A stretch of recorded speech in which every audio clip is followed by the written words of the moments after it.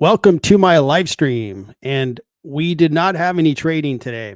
The day is off for Wall Street in respect of President Jimmy Carter, who is being buried this week. And I know in Washington, D.C., they have ceremonies respecting the president who just died.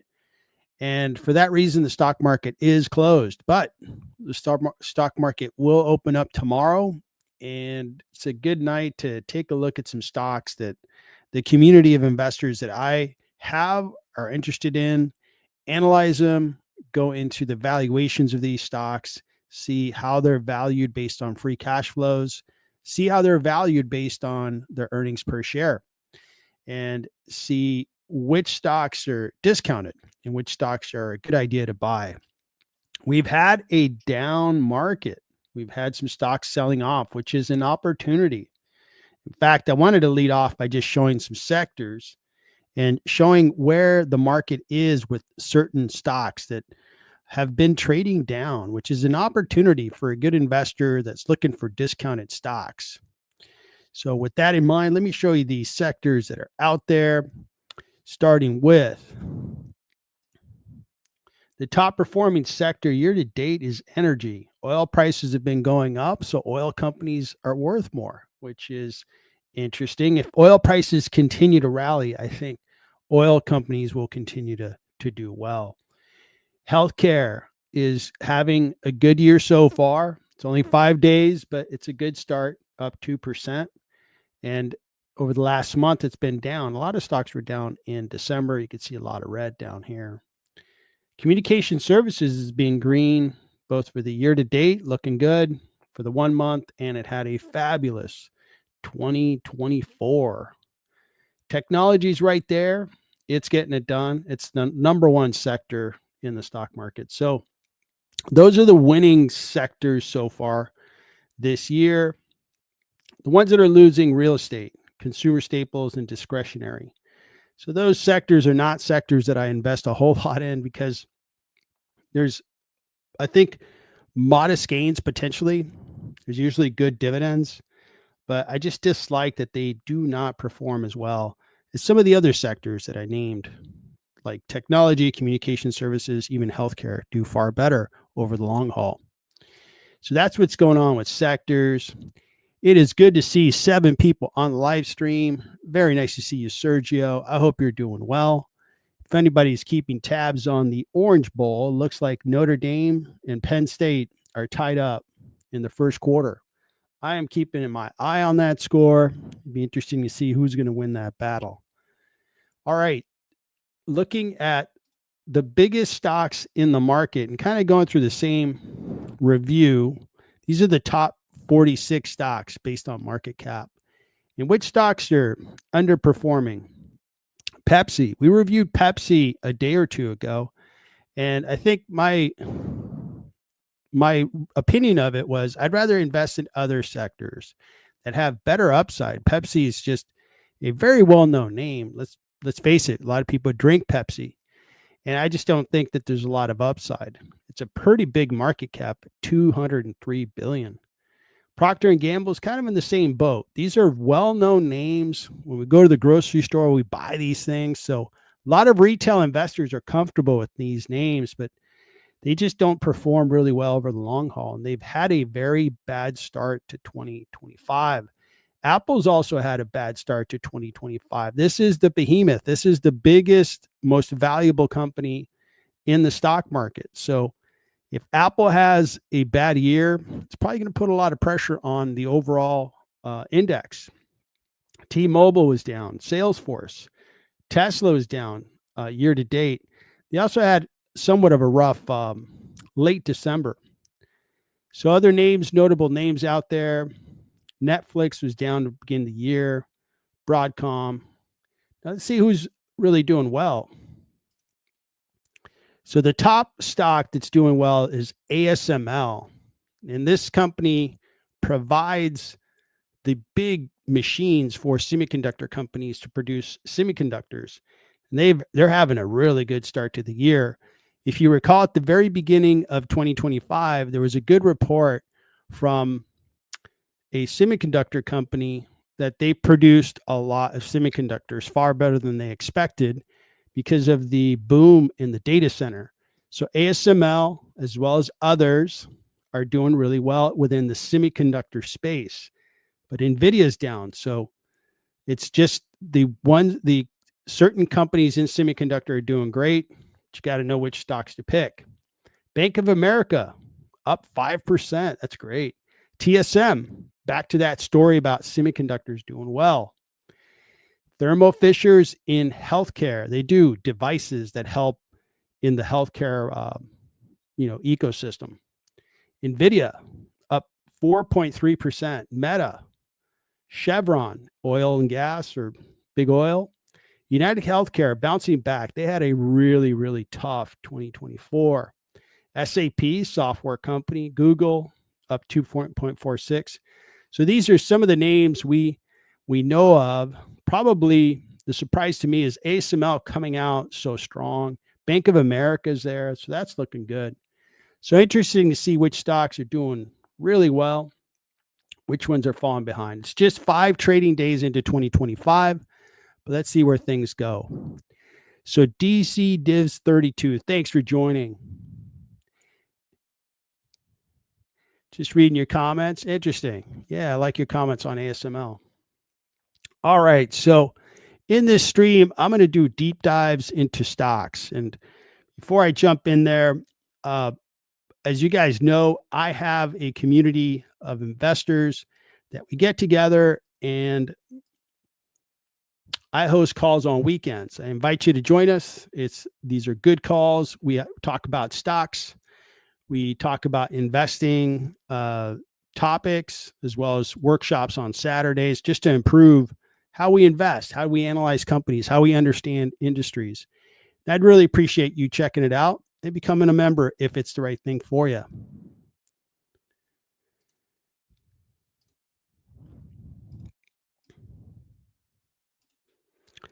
All right. So getting back to analyzing stocks, what I'll do is I'm going to do some deep dives into some stocks.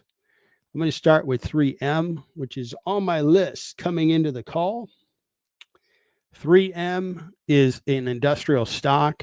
They were beaten down for quite a while. They had legal trouble that started a couple years ago, and they got things sorted out, and then they did quite well for the past year.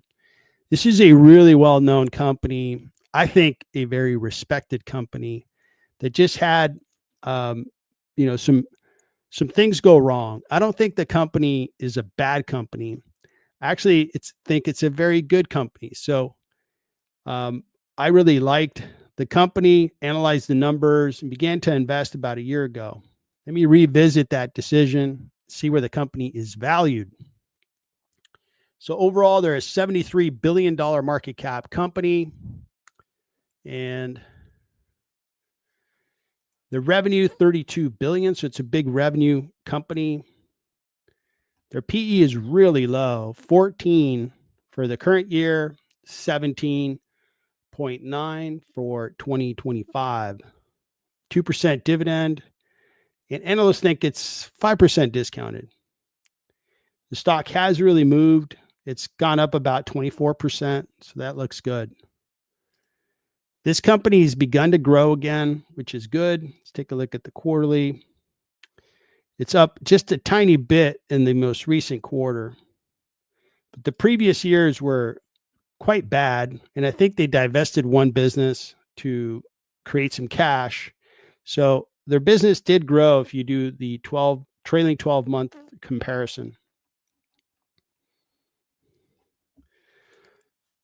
The company is cash flowing, and I use their average when I valued the company because this is a year when they fixed the business, things are looking up, and I like what I'm seeing out of 3M. It's a bounce back of a very good business. I mean, they've been around for more than 100 years and a very respected company.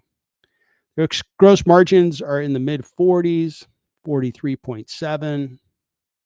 And their free cash flow, again, is really nice. If you look at the average over the last, let's say 4 years, they're probably averaging around $5 billion in free cash flow. When I value 3M, I take those factors into account and look at the company.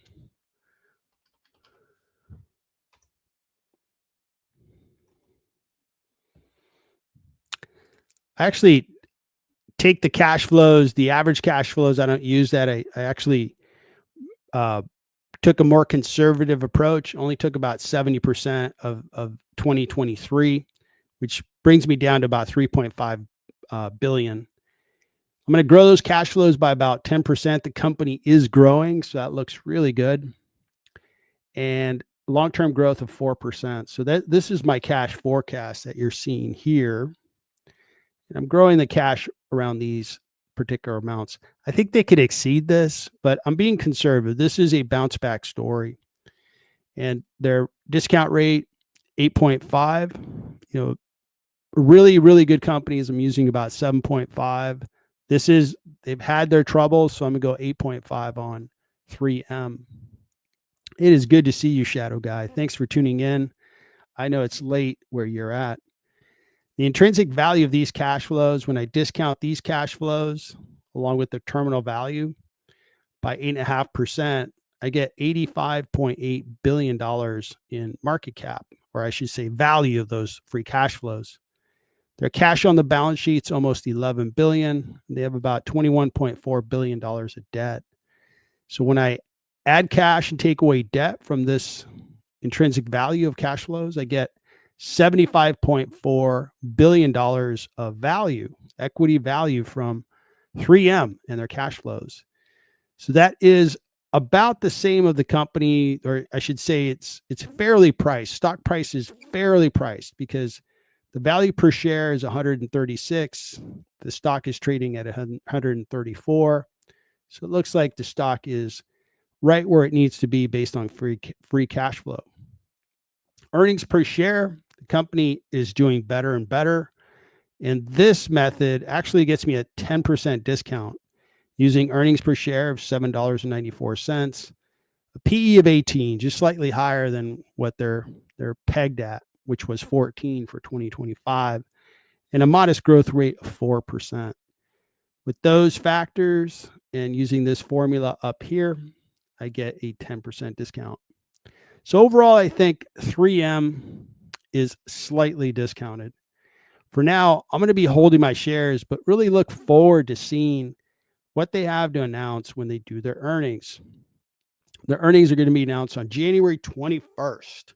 That's around the corner. That's less than 2 weeks from now. So this one definitely is going to be a stock that when they announce, I will, on the live stream or in a video, let you know what I think about the earnings that are announced. And today is the 9th, so I guess we're about a week and a half away from that date. When I look at what analysts think of the company, 16 analysts cover this company. And they think it's 5% discounted. They base it primarily on earnings per share. And the most optimistic analysts think it's a $184 price target, and the worst is 96. What I like about stock analysis is they give me a nice revenue forecast and what growth is expected. In 2025, growth of 2.85, 3%, and then 7% in 2027. Earnings per share is going to expand, which is good. So these numbers look good, nice and healthy, good, well-known, stable company in an industrial sector. So it's nice to have a couple of industrial stocks. These are just proven companies that have good performance. For the past year, it's done well. So I'm glad that I bought the shares. And I think they're going to do even better if they continue to improve their business and really heal up their business and not have any more trouble. I could see this stock doubling in the next 5 years. It's just a really good business. I think they can get to a market cap of $150 billion. And that's my expectation from 3M. Would love to see your thoughts in the chat on what you think of 3M. If you are an investor in 3M and overall what you think. So Victor Andaya will Kali Fire impact market. I don't know that it's going to be a direct impact. I think maybe some insurance companies might see their stocks fluctuate, maybe go down until things are figured out. I know that the power company Edison, Southern California Edison, their stock went down about 10% on one day because it might be that their power lines caused one or two of the fires. If that's the case, they're going to be in trouble again because they were actually behind some of the fires that occurred in the past. So we'll see how those things sort themselves out, but I don't think it's going to have a major impact on the stock market. It's one more thing to worry about in 2025. I would say so. I'm in Southern California, so I experienced the winds that came in 2 nights ago, and it's the worst winds that I've ever experienced in Southern California. I really feel for everybody who's affected by the fires. So that is 3M. Let's move on to a high flying stock in Palantir. And I'm glad my friend Shadow Guy is on because he is probably more of a bull on Palantir, where I'm probably more of a bear. This stock has been a great performer for the last year. And frankly, I either misunderstand Palantir or Palantir is a little too expensive. But for now, I will bow to everybody who owns Palantir. You guys were right. This is a great stock. Look at the performance. Let's take a look at it together. Market cap, $155 billion of market cap. This is just a $2.65 billion revenue business. So it's a pretty expensive stock. An investor's paying, I guess, about 60 times revenue. And that's a pretty expensive price on a company. The PE is 326. Forward PE is going to drop to 148. And when we look at their growth, to me, I'm not overly impressed. This growth is okay, but the revenue isn't all that high. It's 2.6 billion, and they're growing at 24.5. Microsoft, which is gigantic, is growing a little less than this percentage, and they're like 250 billion in revenue. Other companies are growing around this amount, but they haven't caught the attention and the excitement that Palantir has really flourished with. So that's one of the things that I look at in disbelief, frankly, that, boy, investors are really paying up for this stock. And I guess they're going to deliver some really good growth in the future. We'll take a look at what the forecast is from different analysts in a bit. The company is a software company, so they tend to make a lot of gross margin. In this case here, 81% gross margins are excellent. Free cash flow of $980 million. So that looks good. And the free cash flow margin is very good. All right. So looking at the forecast of what analysts think of the stock, I'm not the only person that thinks that the stock might be a little overpriced. 14 analysts cover Palantir, and there is one that's saying the price target is $9, which is substantially lower. On average, they believe the stock is overpriced by 39%. So I guess I'm not the only one that's on the bearish side of Palantir. Most of these analysts are on the bearish side. But there is one analyst out there that believes it's still going to go up a little bit more. Let's take a look at their revenue forecast and see what that looks like. So the revenue forecast does look good, but it doesn't look incredible. 24% growth, 20% growth, 24% growth. And these numbers are not incredible to me. They're just very good. They're good. But incredible for a company this size would be 80%, 100%. And then you would see that the customers are really excited to the point where they're just buying the software very quickly. In this case here, this is good growth, but I don't know that I would value the company as expensively as it's currently priced. The earnings per share, they're going to do in 2025, 48 cents per share. And the earnings per share growth is 24%. This makes the stock forward PE in 2025, 141. These are the number of analysts covering the stock, 117 and then 94. So this is a really expensive ratio. Why do investors think it's worth more? Interesting. So I do a valuation on Palantir. Let me show you where I value the stock. And I value it based on free cash flows that I expect Palantir is going to produce, as well as earnings per share. I believe the stock is overpriced by 62%.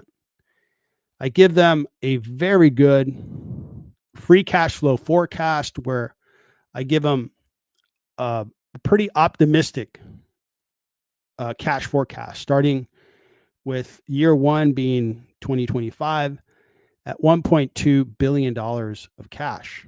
They're just under $1 billion currently for the trailing 12 months. And then I grow cash flows by 25%, which is very, very good growth for the first 4 years. Then grow at 5%, which is a very high growth for the terminal value.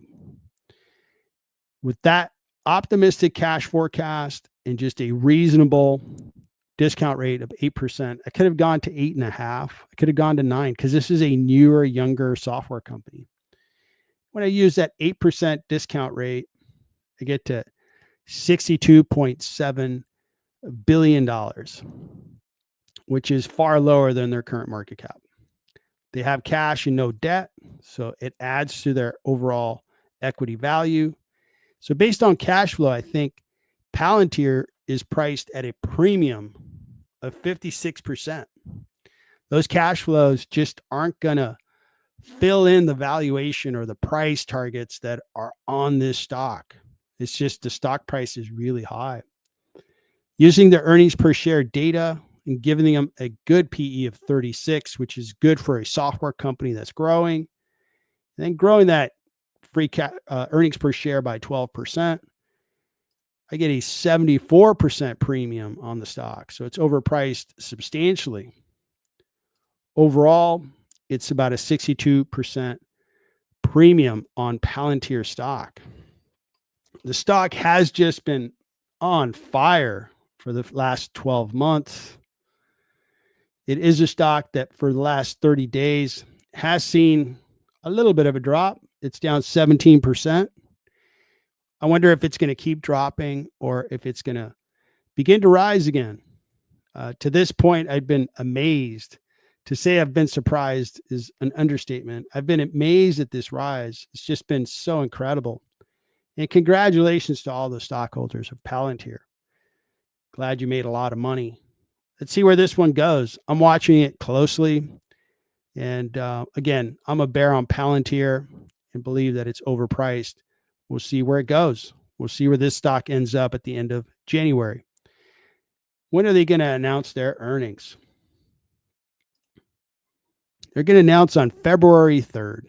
And we'll see if they exceed the expectations on that earnings call, if they come in with revenue that's much higher, or if it's lower, I think it's going to drop really fast. But I would love to understand what makes them super special, because their stock price is the type of stock price that is for super special companies like NVIDIA. When they rose, it was a really special time. They most definitely have the best GPUs in the business. Nobody else even comes close. So that one I understood. Hey, you got a special situation, right company at the right time with the right technology. But I'm not seeing that with Palantir. Again, if anybody has any comments, I'd love to read those. Just backtracking a little bit. Divs32, just commenting on 3M. I'm a little surprised, like 3M after the turnaround. I'd expect it to be stability, dividend stock similar to Pepsi, I guess, at the other staples mentioned. Yeah. Well, 3M is an industrial. Pepsi is a consumer staple. They're a food and beverage company. two different industries. And I think that 3M could really grow a little faster than Pepsi. Pepsi had very little growth, where 3M has modest growth, 3, 4, 5%. So we'll see how things go, and we'll see how 3M goes. If they continue their upward trajectory that they experienced in 2024, I think they're going to do really well in 2025, frankly. I think a lot of things are set up well for them, and they should do well. All right, so we covered Palantir. We covered 3M. Next one on the list is Amazon. So Amazon needs no introduction. Everybody knows who Amazon is, what they do. Very, very successful, strong, powerful company. They have a tremendous moat. The combination of businesses they have, starting with their e-commerce business. Their e-commerce business is just dominant. Their cloud business, AWS, is excellent. That's where most of the profitability comes from. Amazon Prime, the video streaming service, really successful, and they're beginning to really increase the advertising dollars, which are really profitable. So Amazon's just doing great. They're in the AI space. They have investments in AI companies. They even have a robo-taxi company, Zoox, and they are going to start giving passengers rides in Las Vegas in 2025. So Amazon is really a good growth stock. They continue to be a good growth stock. It is a massive company with $620 billion of revenue. The market cap is $2.34 trillion. PE is 47, and forward PE is going to be around 38. It's a strong buy with a 10% discount available. What I like about the stock, I like volatility because it gives me an opportunity to buy stocks at a good price. And Amazon certainly gave us a good opportunity recently. In the August timeframe, it was a great opportunity to buy Amazon, and it really rallied since then. Overall, for the past year, it's done well, 53%. Over the 5 year, it's done really well, 133%. This is a known commodity. This is a company that's almost a no-brainer where they're going to do well. They're just so darn, strong. Their moats are just really, really good. So I'm an Amazon stockholder, and I'm glad I'm a stockholder. I think their stocks are going to continue to go up in value because Amazon is just going to be a part of the future in many respects. Even though they're very, very big, they continue to grow nicely, 12% in the trailing 12 months. So you think about that, that's about $70 billion of revenue. I just criticized Palantir for their growth rate at mid-20s, and they're a $2.5 billion company. Amazon grows $70+ billion each year now. That's massive scale, massive growth. So impressive. Along with that great growth, they generate just tremendous cash flow, $43 billion of free cash flow over the trailing 12 months, and they are growing it. The gross margin is 48%. They have a mix of different businesses. Their cloud business probably being the most profitable. E-commerce is less profitable. Looks like Michael Anthony has a price target of $198. Let's make a note of that. I appreciate the comment. Thank you. So Amazon's an impressive company, and that's why they're a $2 trillion plus value company. What do analysts think? There's 43 analysts covering the company. They think it's 10% discounted. They're basing it on earnings per share. And one analyst is really optimistic with a price target of $290 per share. The forecast for the company is they're going to keep growing. Look at that growth clip. If this holds true at the end of 2027, they're going to be an $874 billion revenue company. That's a lot of revenue. and their earnings per share will expand. Look at the expansion of earnings per share, 20% plus. That's impressive. And their PE eventually would be 24. Impressive. So this is a company that has a tremendous moat through the variety of businesses they have. They have a lot of capital so they can continue to acquire businesses, and they can also support the businesses they want to grow. So that looks really good. So let me show you where I value Amazon and why I buy shares in Amazon.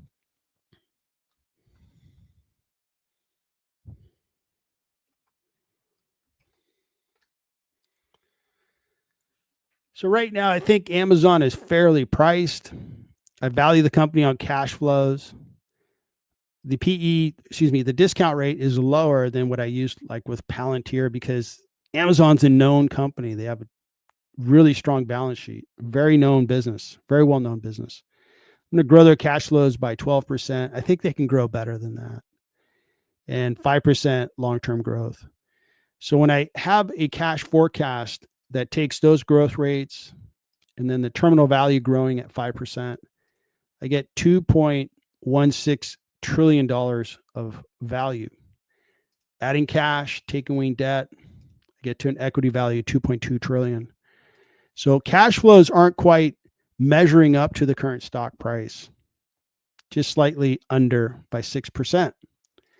When I look at their earnings per share, and I do give them a 36 because they are a growth business, they're very powerful, great moat, growth rate of 15%, which is less than what analysts are expecting, being conservative. It's actually discounted by 11%. I blend the two, but I take more weight in free cash flow. And that's why I get to a 0% discount on Amazon. Now, Warren Buffett says something that I do believe in, which is he would rather pay a fair price for a great company than to get a fair company at a great price. Amazon's Amazon. I'll continue to buy shares on pullbacks because their future is pretty much as predictable as any company. I know they're going to be bigger. I know they're going to be stronger. I never invested in Costco. I don't like retail a whole lot. And I thought at some point people would get tired of the experience at Costco, but I was wrong. People will continue to go to Costco. It doesn't matter that, in my opinion, the experience of shopping at Costco isn't all that fun. It's pretty much you got to go there. It's not as nice as regular stores, but they have succeeded. They bought back shares and their stock continues to go up. And I think Amazon is going to have a similar journey. I think they're going to continue to go up as a company because they have such a strong network, a strong moat. Their e-commerce business will continue to get larger, and their Amazon AWS business will continue to get larger. Their video business continues to get bigger and put more profit into the company. Just all these things are clicking for the company. Now, Michael Anthony was at 198 per share. So he's a little more pessimistic than I am. I'm at $122 per share, but time will tell. We'll see where the stock goes. I am a buyer at Amazon on pullbacks. I will gladly buy shares at $220 per share or anything under that. And if it gets to 198, I will be loading up on Amazon. I will gladly buy more Amazon. So that is Amazon. One thing I didn't look at, or maybe I did and I just forgot, is the year-to-date number. So Amazon's holding it together. It's up 1.25%. So it's getting off to a decent start in 2025. We'll see how it does for the remainder of the year. All right, so that is Amazon. I'm going to talk about United Therapeutics, and I will comment on Moderna. I think that's where Michael Anthony's comment is going. But before I go there, it looks like Michael Anthony's got a comment on Amazon. Christmas. only comes once a year. Earnings will be lower on Amazon. Yeah, but just processing your comment, Christmas comes every year, and that's put into the trailing 12 months. So when you compare the trailing 12 months, you're always including one Christmas. So the numbers are comparable. And you saw the growth numbers. These numbers don't lie. They continue to grow at a very good clip, 11, 12%. So I'm comfortable with the growth rate they have. And I think this past Christmas, I don't know that it was a bad Christmas for retailers. Maybe it was average. Maybe it was a little below average. But I could pretty much expect that Amazon took more than their fair share of sales. Speaking for my household, man, if we don't get something from Amazon every day of the week, I think to myself, whoa, is somebody in my family taking the day off? Because it's just so easy. It's on our phones. It's on our computers. It's very easy to buy from Amazon. And the next comment you have, which is, I wouldn't compare Amazon to a retailer, a pure play, because they're not. They're an e-tailer, an e-commerce company, which is far more powerful, lucrative, profitable. They don't have to, like a Target, you look at the footprint of a store that they have to operate. It's a very expensive operation with expensive employees. You have theft. You have a lot of things that are undesirable to a retailer. Amazon doesn't touch that. Their grocery business does, but their primary e-commerce business doesn't. And I hope it does fall to $90 per share. That way I get a better price and I load up on Amazon. And I hope, Michael Anthony, you continue to come back on the live streams. And 2 years later, 5 years later, we're both far wealthier, and we can look back and see what Amazon did. And we'll see how time proved one or two theses correct. Did the stock continue to rise, or did it stay flat? Either one can happen. I think it's going to continue to rise. And I think Amazon can double in value over the next 5 years. All right. Good stuff. Thanks for the comments. Now let's talk about United Therapeutics. Healthcare is a space that I think in 2023, 2024, technology was really, really doing great. Prices really went up for technology companies, but healthcare was kind of held back or not respected the way it's been respected in the past. Some of these really good biotech companies like United Therapeutics in healthcare that just has a $16.3 billion market cap and is growing really well, had a great year in 2024. Over the 5 years, it's had a nice 5-year run. And I think it's got more to go, more up and to the right. And here's why. Even at its current stock price, the PE is very rational, 16. Forward PE, 13. We just looked at Amazon. It's up there in the 40s. Palantir was 100 and some odd numbers. And these numbers are like almost make-believe. Analysts think it's fairly priced. When I look at their growth, they have Palantir-like growth. Year over year, 25%, slightly better than Palantir. Same revenue as Palantir, actually a little bit higher than Palantir. Can they match the margins? Let's take a look. They have better margins than Palantir. 89% margins. Beautiful margins. What's there not to like about 89% margins? So that looks great. Free cash flow looks awesome. And you see how they're growing it. Nice, consistent growth. So everything looks good for United Therapeutics. Let's see what analysts have to say in their forecast.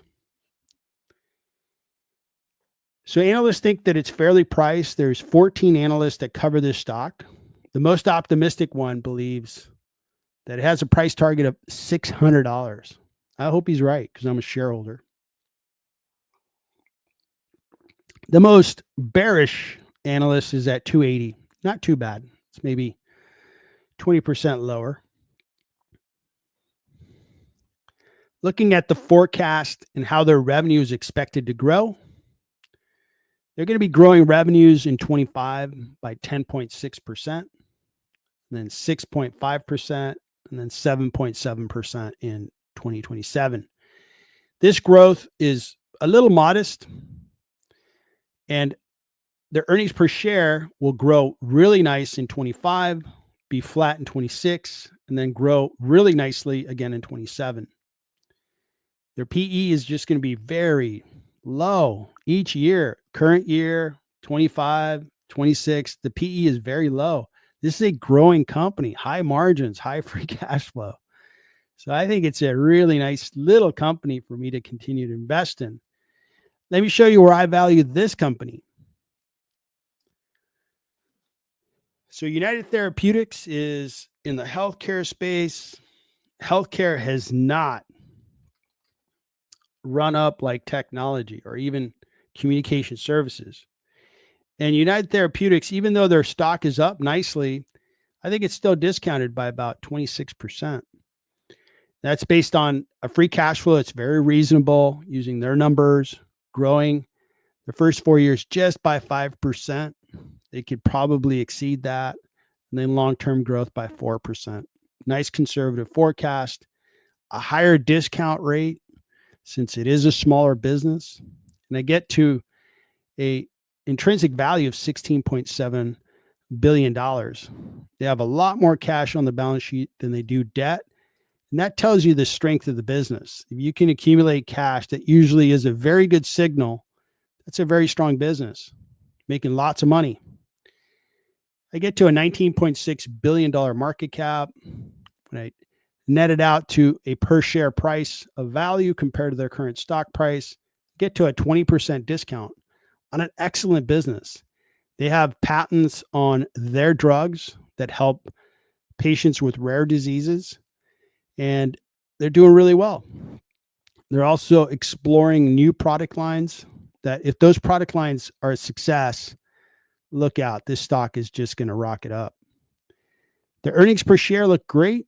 And if I give them an 18 PE, a multiple expansion on earnings per share, and that would still be below market conditions. Market's probably at 26 PE on average. It gives us a 39% discount. So all things look good on United Therapeutics. I like their performance on the 1 year, the 5 year. I like their fundamentals. I like the valuation. So I will continue to hold my shares in United Therapeutics. I try not to invest too much in small caps and put a massive investment in them. I have a good investment in United Therapeutics, and I'll probably just hold that and diversify a little more into another healthcare company. So that is United Therapeutics, just a really neat little company that I really like to track and analyze and show their fundamentals.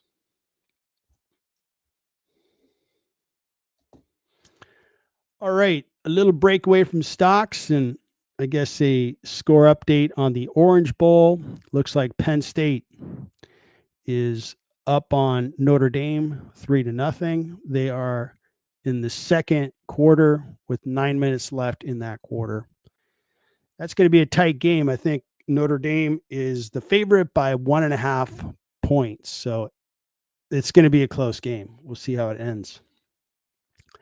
All right. So we got United Therapeutics in the books. Let's stay with healthcare and talk about Pfizer. Pfizer could be a comeback story. This company has really been hated. This is a stock chart of a hated stock. Recently, it's done okay in the year to date. It's done okay over the last month. Nothing to get overly excited about. Let's take a look at the rest of the fundamentals. $152 billion market cap, big revenue company at $59 billion in revenue. Their PE in the current year is 36, but in 2025, it's going to drop to 10. Whoa, that's got my attention. pays a big dividend that it can't afford. And looks like Michael Anthony is buying Pfizer. I will start buying shares at $25 a share. Okay. And it might just get there, not too far away from that particular price. When we look at the fundamentals of the company, you see that there's red here, but I want to point something out that before the pandemic, these guys were a $41 billion revenue company. Well after the pandemic, they're $58 billion. This is the no COVID vaccines. They introduced the COVID vaccines and made a killing. They made so much money. Put it on the balance sheet. They acquired multiple businesses and are now a bigger company. So it's interesting that the market is just discounting healthcare quite substantially. And I really like what I'm seeing with Pfizer when I look at the quarterly. 31%. 31% growth if you look at this last quarter. If on February 4th, they show up and they put up a consecutive quarter of 30% growth, I think this stock's really going to take off. This is one stock that I've got a little asterisk next to in my portfolio because I like this look. The reason the compares were so difficult is in previous years, they had all these COVID vaccines that pretty much was a temporary business, very cyclical. Take care of COVID, move on. And now you're comparing to a more normal year without vaccine sales. And if they're able to grow substantially based on normal terms, it's really going to impress the market. We saw that it's expected their PE is going to drop to 10. I mean, that would just be crazy on a profitable company. When we look at their margins,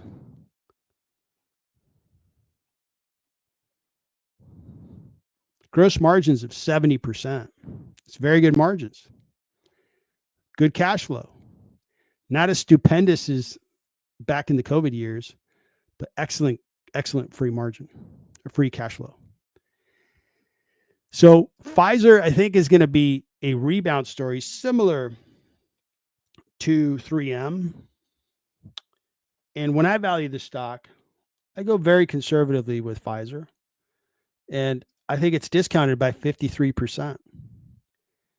My estimate for free cash flow looks at a conservative forecast for their cash flow, considering that they were much higher than that in the past. But they're rebuilding kind of the ramp up of free cash flow, growing it by 10%. I showed you 31% revenue growth. So very, very doable to grow 10%, 4% long-term growth, giving them a really nice cash forecast with a lot of intrinsic value. Discounting by 8%. They have a solid balance sheet. They have just a lot of value in those cash flows.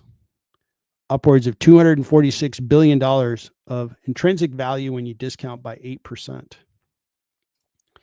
Adding cash, taking away debt, gives us an equity value of $188.6 billion. So they are discounted by 24% when we compare the value per share versus the current stock price. Earnings per share is even better. They're guiding to do $2.75, and usually companies guide a little bit lower than what they're going to do. But I'll take the guidance, give them an 18 PE with a 15% growth rate, even though they're growing much faster than that. And it's really discounted based on earnings per share. And it's just PE. If I give them a reasonable PE of 18, that's what they're valued. So I really like the valuation on Pfizer. I really look forward to their earnings announcement. If they come in as expected, which is good growth rate, good numbers. The last time they announced was February 4th. That would be, I guess, November 4th. What did the stock do?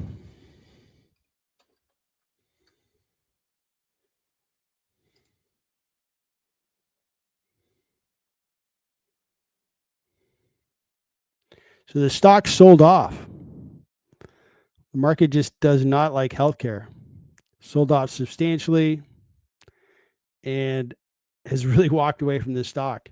So that's really amazing that these stocks that I see really good fundamentals and intrinsic value are being sold off this way. So I'm looking forward to seeing the earnings and seeing if this is going to flip upward and start growing. It was once a $60 stock. So can it double again? Absolutely, in my mind. But it may take a year, may take 2 years, may take 3 years. But I think I'm onto something. I think it has good intrinsic value. Each time I look at it, I really like their numbers. I really like their fundamentals. All right, so that is Pfizer.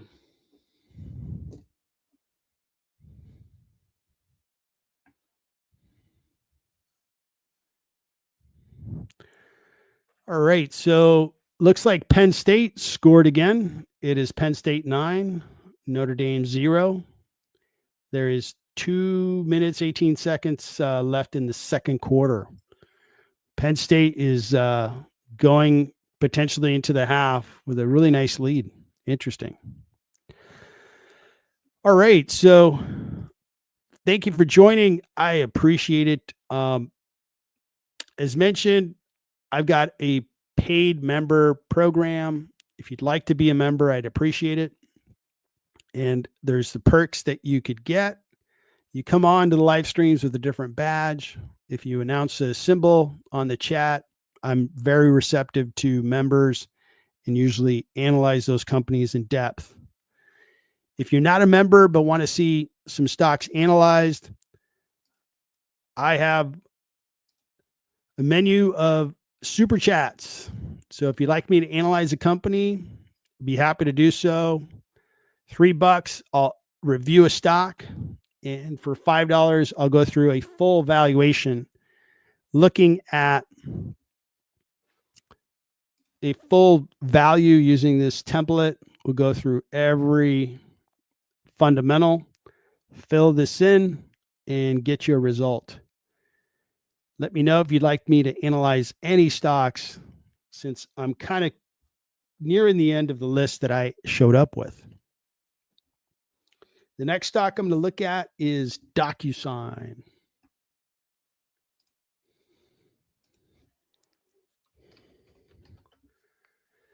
So DocuSign's a software company.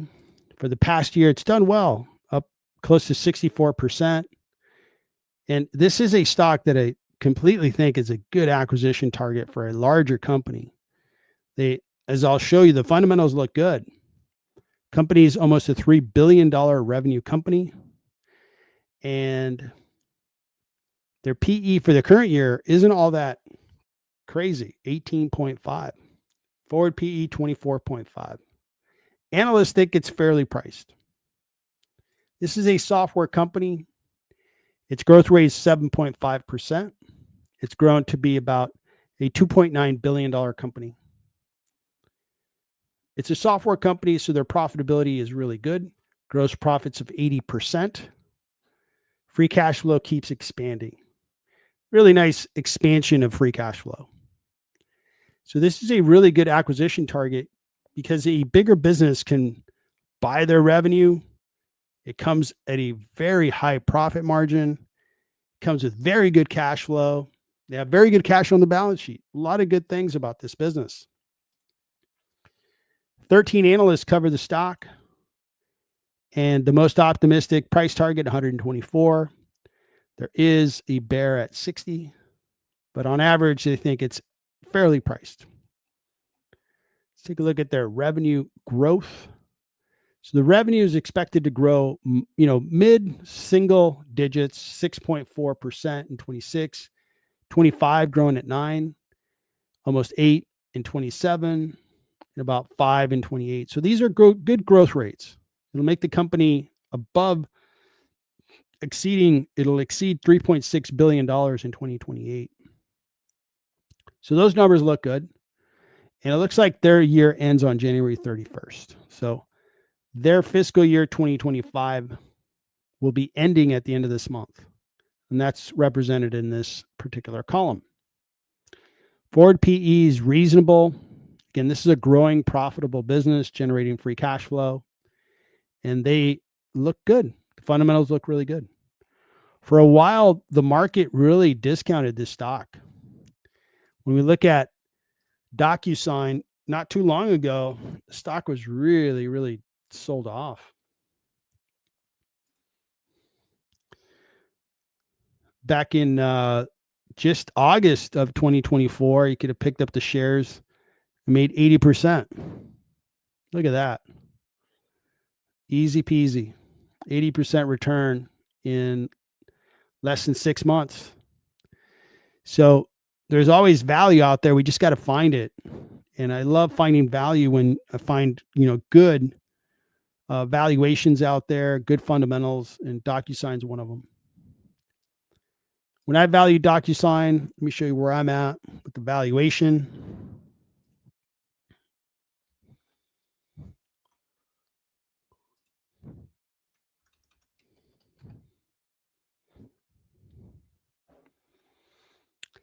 I think the stock is fairly priced now. It's really run up nicely. The cash flows look good, and I grow them, I think, conservatively. I think they can grow a little better than that. And long-term growth, I think, is accurate. So the intrinsic value of those cash flows discounted at 8%. They have a very good balance sheet with a lot more cash than debt. Gives us a discount of 13%. The earnings per share don't quite price the stock at their current stock price. It's actually priced at a premium if you look at earnings per share, but I take more weight or put more weight into the cash flow method. So overall, I think it's discounted just slightly. It's a good company. It's a very good company to have. I have a substantial position in them because they ran up so much. I'm holding my share count, but not because I don't like the company, just because I got to diversify a bit. They will be announcing their earnings on March 6th. They're going to end their fiscal year at the end of this month. So March 6th, these guys will announce. And it was good to see that they announced last time, and the stock did rise really nicely. If they keep performing well, I think the stock will continue to work. And again, I think this is a good acquisition target. I know at the beginning of the week, Fubo stockholders were very happy to see that acquisition happen, and they made 250% overnight, which was amazing. I don't think DocuSign would be that type of return, but any acquisition that happens of these small caps usually comes with a good premium, 30%, 50%, 60%. And that would be great to see in this small cap. So that is DocuSign. I really like DocuSign. Looking forward to seeing how they do. Looking at PayPal.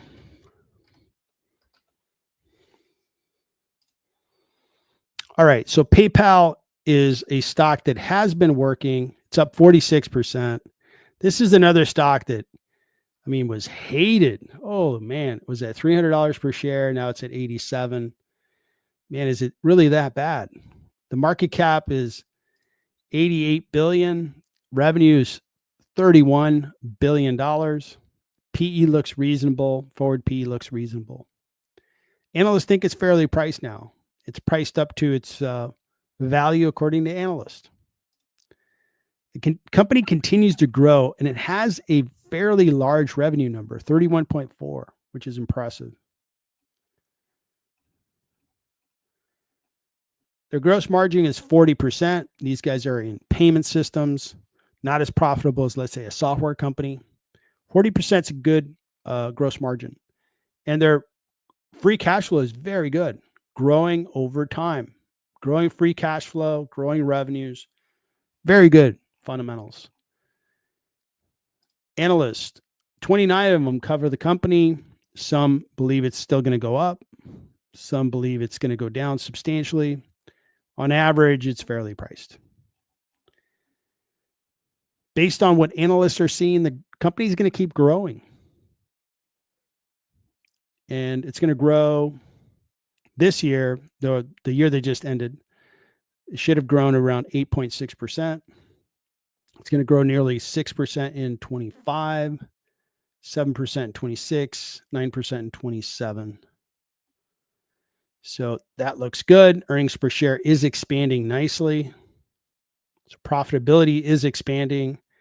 And the PE, the forward PE is dropping. Very good sign. And what could change that is a appreciating stock price. So the stock price goes up, maybe keeps that 18 PE, that stock price will continue to rise. So that'd be very nice to see. These guys will announce their earnings on February 5th, less than a month away. I'll be very, very interested in seeing what they have to say. Hopefully they continue kind of a win streak that they have going. They have good positive things to say. The stock will begin to move upward. I value PayPal, or I should say, I analyze PayPal because I'm an investor and they have very good fundamentals. I think they're highly discounted because of this cash flow, very consistent and growing.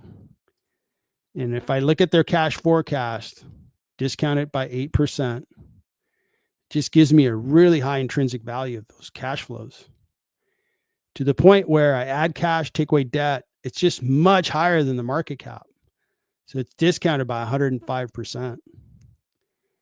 Earnings per share, it's close to fairly priced, but those cash flows really have a majority of my valuation. I think it's highly discounted, which is why I've made a significant investment in PayPal. I like what they've done for the last 12 months, and I think it's going to keep going. I think the economy is doing well as it relates to PayPal.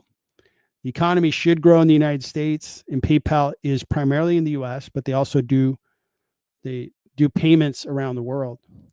Their Venmo business is really, really popular. I know I use it quite a bit, and that's really got a lot of users. So overall, I think PayPal's business looks good. I like their future. I think they're a really good business. I think they're undervalued.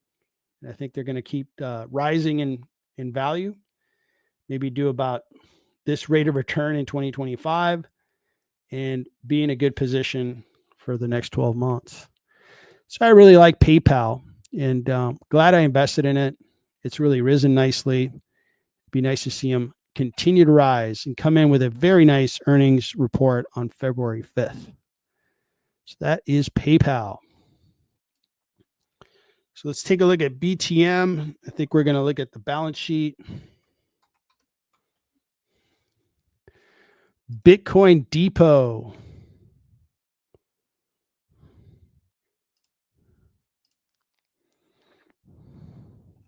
So real quick, let me read up on Bitcoin Depot. Bitcoin Depot owns, operates a network of cryptocurrency kiosks in North America. So they do like those ATM machines in convenience stores, 93 million. Yeah, we looked at this stock in the last 2 weeks. So their balance sheet is here. They have $32 million of cash.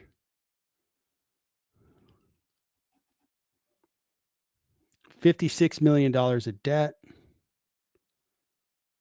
So they have net debt of 24 million.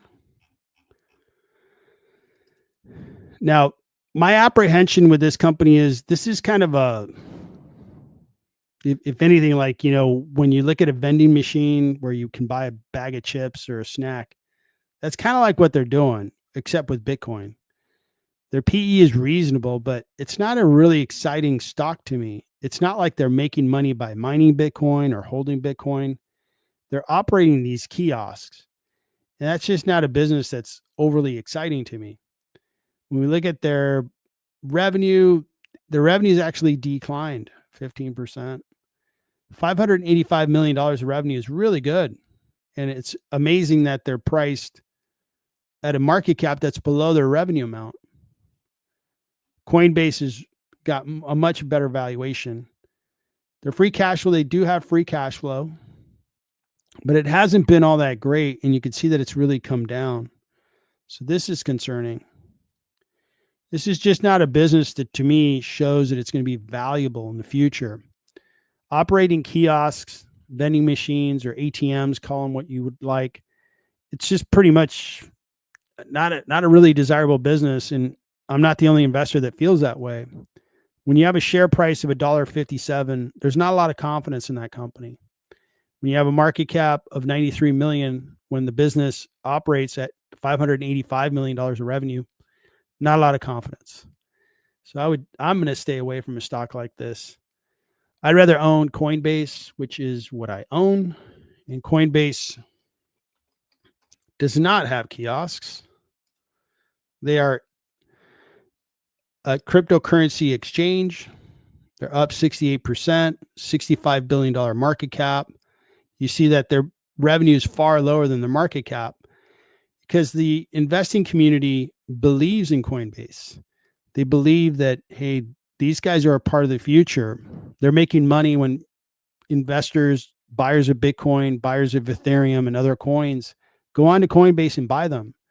And they are now doing business with other institutions where these bigger institutions that offer Bitcoin on their platforms are buying through Coinbase, institutional investors.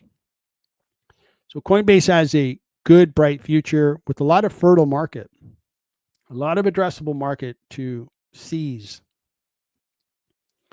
Their PE is a little high. Their stock price has run up nicely. Their revenue is expanding nicely. This is really predicated on Coinbase, Bitcoin pricing, and Bitcoin flourished for the year 2024. It's still priced quite high, even though we've had a pullback recently. Looking at their gross margin of 86%, free cash flow producing, young business producing free cash and growing really, really fast. So those are really exciting figures and metrics. That's why I own Coinbase. What do analysts think? 20 analysts cover the stock. And there's a bull at $420 price target. There's a bear at 150. And on average, the stock is discounted by 5.7%. Now, this forecast is a little bit of a guess because it's all predicated on cryptocurrency prices. If the prices of Bitcoin and other cryptocurrencies flourish, this stock's going to flourish. It's going to be pegged to that, understandably, for a long time until maybe Coinbase cryptocurrencies become kind of a very common thing. For now, it's still an alternative asset class that has received very good inflows. If you look at ETFs that have Bitcoin, it was a huge success in 2024. And I'm expecting that the new president's going to be very friendly to cryptocurrencies.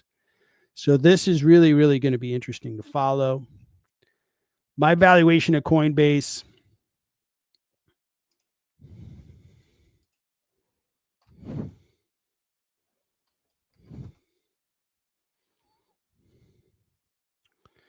I think the shares are discounted by 8%. They have very good cash flow, which is amazing that a young business that's growing this fast has cash flow. But they do, and they're growing it.